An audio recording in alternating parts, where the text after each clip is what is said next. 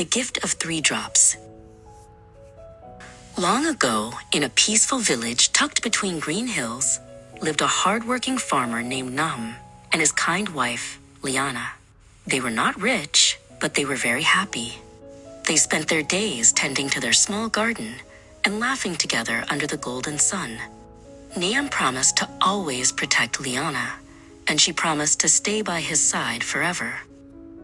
One winter, a cold wind blew through the valley and Liana became very ill.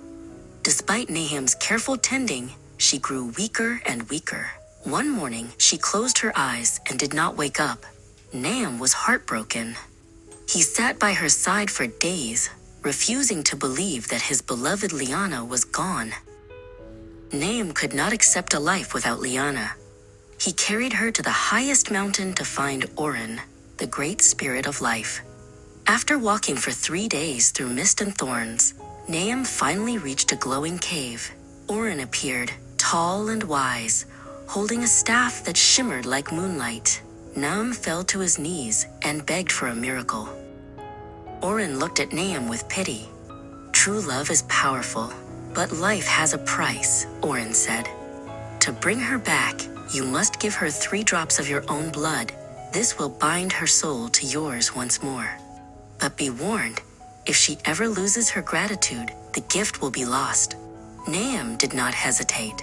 He held out his hand, ready to give anything. As soon as the 3rd drop touched Liana's lips, she opened her eyes. The color returned to her cheeks, and she smiled at Nahum. He was overjoyed and carried her back down the mountain. For a while, they lived happily again. Nahum worked harder than ever to make sure Liana had everything she needed. One afternoon, while Nahum was away in the fields, a wealthy merchant named Kalin arrived in the village. Kalin traveled in a grand carriage filled with shimmering silks and sparkling jewels. When he saw Liana's beauty, he offered her a life of luxury. Liana looked at the rough walls of her home and then at Kalin's gold necklaces, and her heart began to change. Liana forgot her promise to Nahum.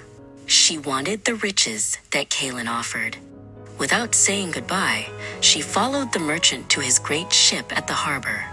Kalin helped her onto the deck, promising her that she would never have to work in a garden again.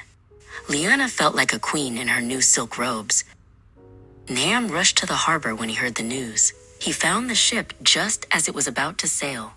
"Liana," he cried, "please come home. We have everything we need." But Liana looked down from the high deck and shook her head. She told him that she preferred a life of gold to a life of hard work. Nahum's heart broke again, but this time it was filled with a different kind of sadness. "If you no longer wish to be my wife," he said, "then you must return the gift I gave you to bring you back to life." Liana laughed. "A gift of 3 drops? Take them back." She pricked her finger with a golden pin to prove she didn't need anything from him.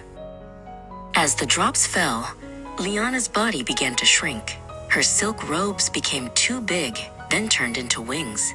Her voice became a tiny, high-pitched buzz. Before Nahum's eyes, she transformed into a tiny, fragile insect. To this day, the mosquito flies around humans, buzzing in their ears and trying to take back the 3 drops of blood she so carelessly threw away.